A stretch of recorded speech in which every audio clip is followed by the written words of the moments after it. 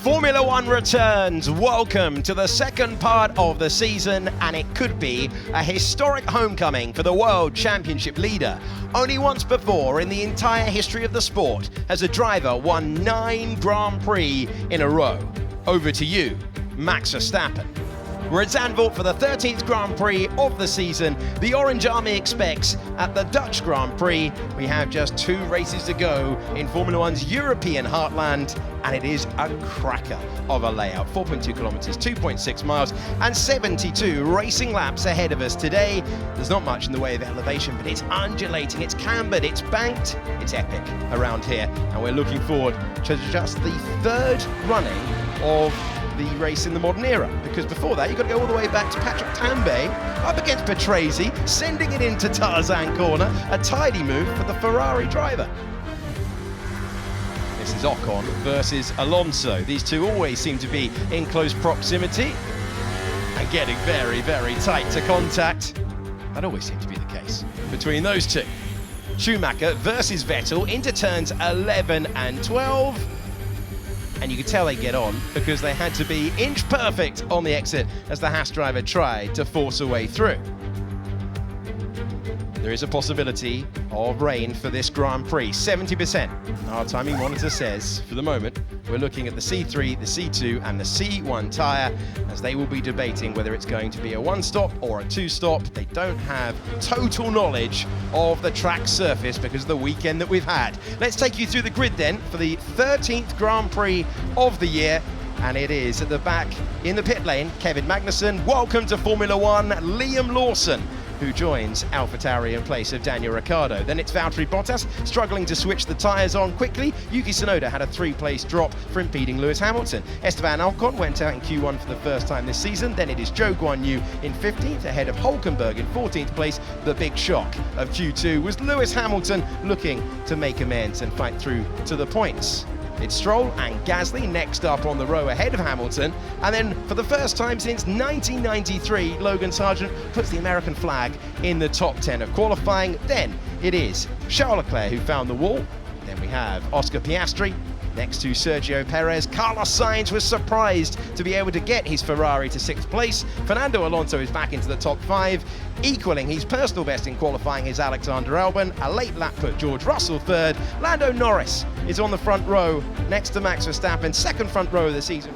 And we go racing in Zandvoort with a good reaction time for both of the drivers on the front row. It's Lando Norris thinking about George Russell. That's opportunistic stuff to the inside. What a great move from Fernando Alonso. Can he make it stick? That would be audacious. And it is a super move. And this is so tough for the drivers that they come in. It's hammering down. It's hammering down on the main straight. This is nearly impossible. Perez comes in to go to the intermediate tyres. The others are out there plainly on the wrong tyres for the conditions.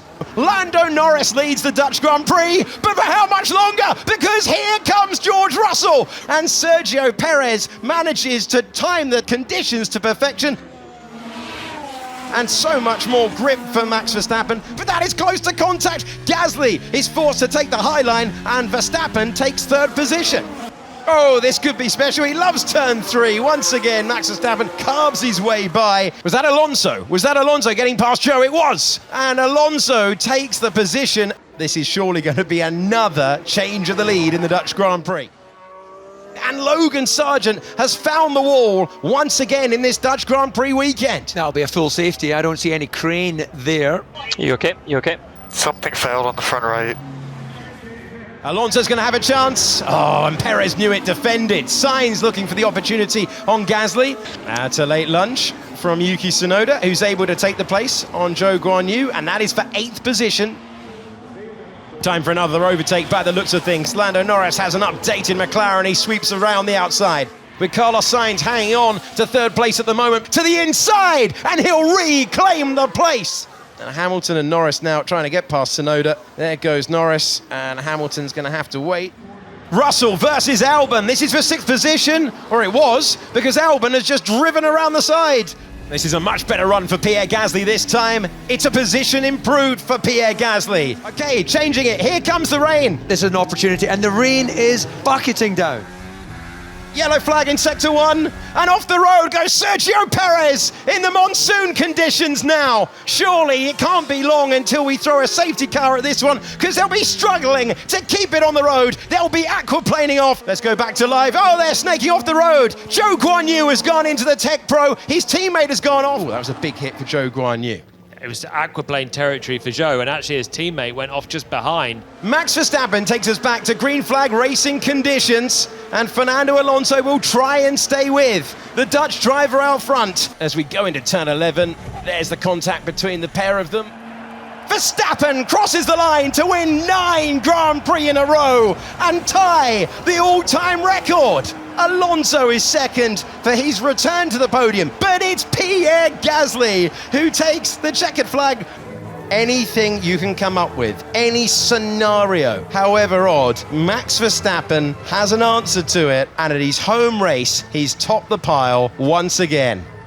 To win 9 in a row, even when you have the best car on the grid, it's always incredibly tough, and especially with a day like today, you know, everything is basically against you, and it's easy to trip up, make a mistake, go off.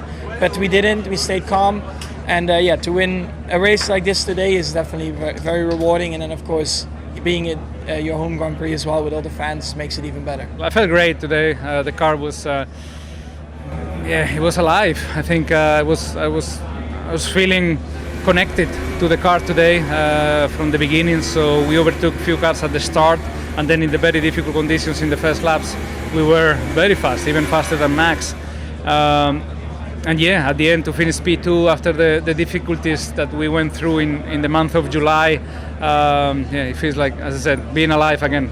It feels good. I must say it feels good, and especially, start of the season, I felt like we were pretty unfortunate on many occasions, and we're like, okay, there's nothing we can do. We just got to keep trying hard, keep pushing, keep focusing on ourselves, and improve what we can and what we have in our hands. And today was an insane race, like a lot of actions, a lot of calls. I called it on lap 1 to box straight away.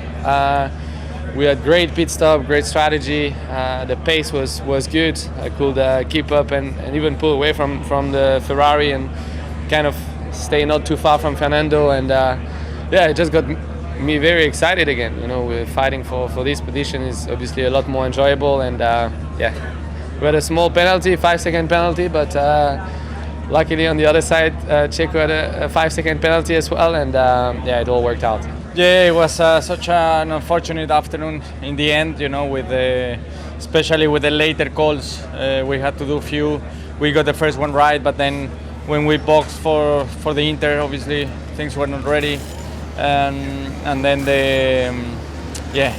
obviously the extremes happened, and that really hurt us. And as I was coming into the pit lane, it was completely floated, so I couldn't stop the car. I ended up hitting the wall, and unfortunate. I think we shouldn't have boxed, but obviously the right calls after the race. But anyway, it's still an okay result considering the afternoon we had. I'm just happy to get through the race, honestly. There's definitely some work to do. I'm glad to have done it now, to be able to learn from this and take this forwards. Hopefully I get the opportunity to drive again, and then I can use everything I learned today for that. So main target for today was to do all 72 laps. I mean, looking back now that we had all the mixed conditions, it's probably good for me to have gone through that. So yeah.